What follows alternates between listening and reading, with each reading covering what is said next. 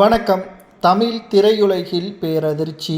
பழம்பெரும் இயக்குனர், நடிகர், கிட்டத்தட்ட இயக்குனர் இமயம் என்று அழைக்கப்படக்கூடிய பாரதி ராஜா அவர்கள் சமீபத்தில் அவரது வீட்டில் ஏற்பட்டுள்ள உயிரிழப்பு அவரது மகனின் ஒட்டுமொத்த பரிதாப நிலைமை அவரது வாழ்க்கையை கேள்விக்குறியாக மாற்றிவிட்டது. இத்தனை ஆண்டுகள் பணம், புகழ் அனைத்தையும் சம்பாதித்து அவரது வயதான காலத்தில் அனைத்தையும் இழக்கக்கூடிய நிலைமையும் உருவாகிவிட்டது. கிட்டத்தட்ட ஒட்டுமொத்த செல்வமும் இருந்தும் ஒரு நொடி கூட அவரால் நிம்மதியான வாழ்க்கையை ஏற்படுத்த முடியவில்லை.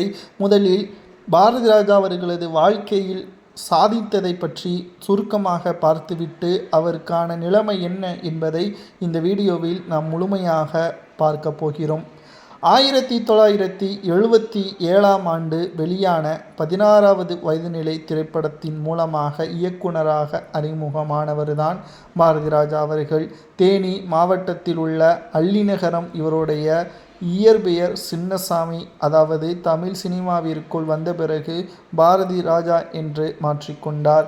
தனது கலை பணிக்காக 6 தேசிய திரைப்பட விருதுகளையும் 2004ஆம் ஆண்டு இந்திய அரசின் பத்மஸ்ரீ விருதையும் பெற்றார்.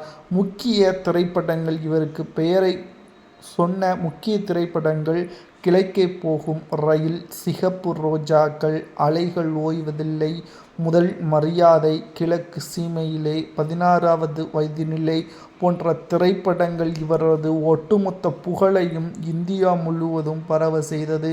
ஆனால் சமீபத்தில் இவரது மகனின் ஒட்டுமொத்த உயிரிழப்பு இவருக்கான நிலைமையை கேள்விக்குறியாக மாற்றிவிட்டது. இவரது மகன்தான் இவருக்கான காரியங்களை செய்ய வேண்டும். ஆனால் இவரது மகனுக்காக செய்த அந்த கொடுமை ஒட்டுமொத்த வாழ்க்கையிலும் யாருக்கும் வரக்கூடாத நிலைமை என்று பேசியிருப்பார். அதாவது இவருக்கு ஏற்கனவே வயதாகிவிட்டது. பொதுவெளியில் வருவதற்கும் இவருக்கு சிக்கல்தான். மருத்துவர்கள் கண்காணிப்பில் தான் இருக்கிறார். ஆனால் இவரது மகனின் இழப்பை தாங்க முடியாமல் உணவுகளையும் மருந்துகளையும் இவர் பெற்ற புகழையும் இவரால் ஒரு நிமிடம் கூட யோசிக்க முடியவில்லை. தனது மகன் தன்னுடன் இல்லை. ஆனால் இதற்கு இவ்வாறு இழப்பீடு என்பது உண்மைதான். ஆனால் இவ்வளவு ஏன் விரக்தியில் இருக்க வேண்டும், வருத்தத்தில் இருக்க வேண்டும் என்று கேட்கலாம். அதாவது கிட்டத்தட்ட 16 ஆண்டுகள் இவரது மகனுடன் பேசவில்லை பாரதி ராஜா அவர்கள். அவரது மகன் இறப்பிற்கு முன்பாக ஒரு 3 ஆண்டுகளுக்காக இவரது பணிகள் அனைத்தையும் துறந்து தனது மகனுடன் பேச்சுவார்த்தையில் ஈடுபட்டு கடந்த 2 ஆண்டுகள் தான் இவர்கள் ஒற்றுமையாக ஒரே வீட்டில் வசித்து வந்தார்கள். அந்த 2 ஆண்டுகள் இவரது மகன் மீது வைத்த பாசம், இவர் மீது 16 ஆண்டுகள் பேசாமல் இருந்துவிட்டோமோ என்ற மனச்சங்கடம் அவரது மறைவிற்கு பிறகு இவரை உருக்கிவிட்டது.